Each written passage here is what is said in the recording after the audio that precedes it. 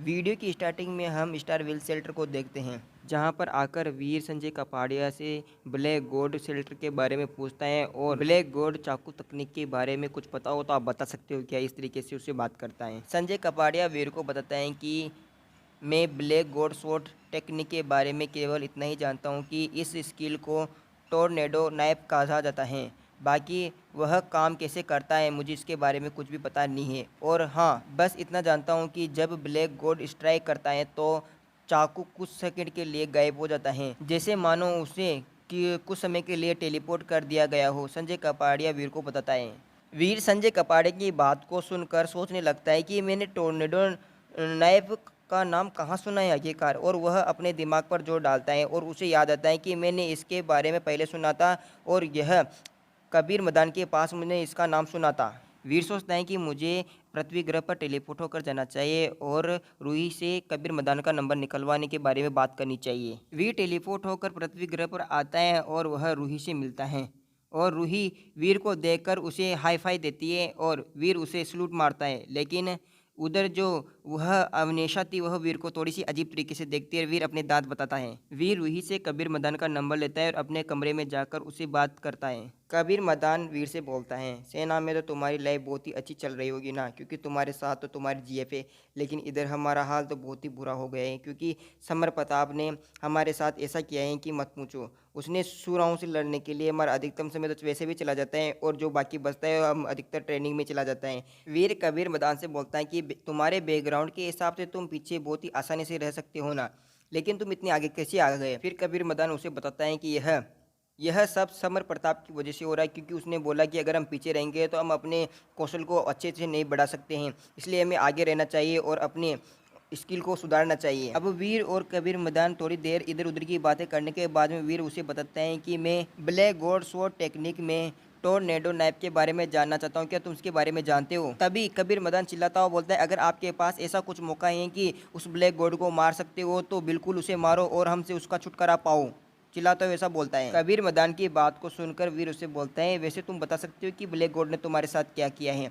और फिर कबीर मैदान उसे बताता है कि जो यह टोर्नेडो नाइफ टेक्निक है ना, ये हमारे परिवार की है, लेकिन उसने उसे चुरा लिया है। कबीर मैदान की बात को सुनकर वीर से बोलता है, पहले मैं सोच रहा था कि ब्लैक गॉड का तुम्हारे साथ कोई रिश्ता है, इसलिए मैंने उसे पहले नहीं मारा था, लेकिन अब मैं उसे मार सकता हूँ और ऐसा मुझे करने से कोई भी नहीं रोक सकता है। इसके बाद में कबीर मैदान उससे बोलता है वीर से कि तुम उसे मार दो, मैं तुम्हारे लिए ड्रिंक्स खरीद दूंगा और अब तुम वर्चुअल ट्रेनिंग में कल आओ, में हम दोनों साथ में प्रैक्टिस करते हैं। अब हम अगले दिन का सीन देखते हैं, जहां पर वीर वर्चुअल गेम के अंदर जाता है और वहां देखता है कि कबीर मैदान ने वह स्ट्रीम बिल्कुल बंद कर दी। अब उसे उन दोनों को कोई भी नहीं देख सकता है। कबीर मैदान वीर को बताता है कि ये जो टेक्निक है टोर्नेडो नाइफ स्किल, इसके बारे में किसी को भी पता नहीं लगने देंगे, इसलिए मैंने इसी स्ट्रीम को बिल्कुल भी बंद कर दिया है। इतना कहने के बाद ही कबीर मैदान वीर के ऊपर अटैक कर देता है उसी स्किल के साथ। वीर कबीर मैदान के अटैक को रोकने के लिए अपनी तलवार को आगे लाता है, लेकिन कबीर मैदान की तलवार बिल्कुल गायब हो जाती है सामने से और इसके साथ वीर के सामने वह तलवार फिर से आ जाती है। यह देखकर वीर को समझ में नहीं आता कि क्या हुआ अभी।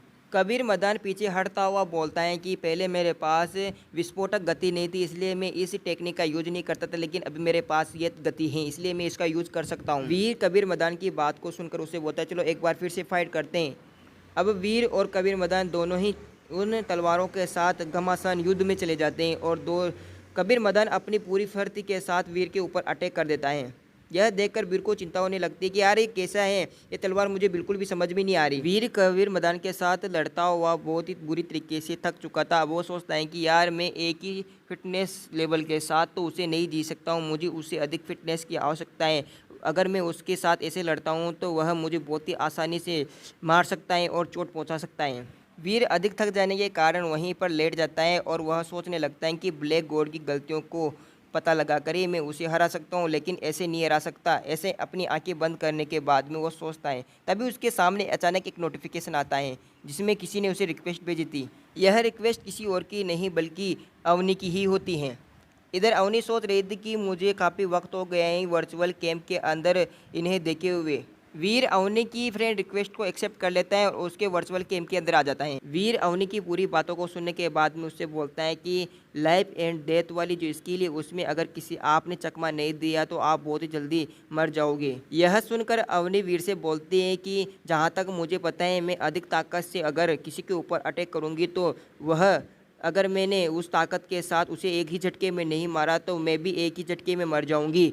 वीर अवनी की बात को सुनकर अवनी से बोलता है हंसते हुए कि यह वो उत्तर नहीं है जो मैं चाहता था, लेकिन आपकी बात सही है। उन दोनों की बातें खत्म हो जाती है। अब जो अवनी होती है वह वीर के ऊपर अटैक करने के लिए आती हैं।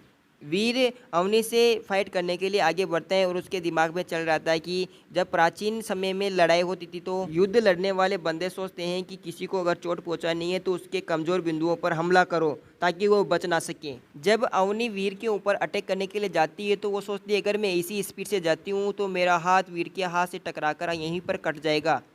वीर को अवनी की फाइट की जो टेक्निक थी वह समझ में आने लगती है और वो सोचता है कि डोंगजुआन जो आबाद थी उससे मुझे बहुत ही अच्छा व्याख्या करने का तरीका मिल गया है। इस तरीके से वीर वह फाइट करता हुआ सोचता है। फाइट खत्म होने के बाद में अवनी वीर से कहती हैं टीचर आपका कहने का क्या मतलब है कि जब तक आप और अपोनेंट के बीच में कोई जगह है तब तक आप जीत सकते हो? मेरी अभी ये बात समझ भी नहीं आई।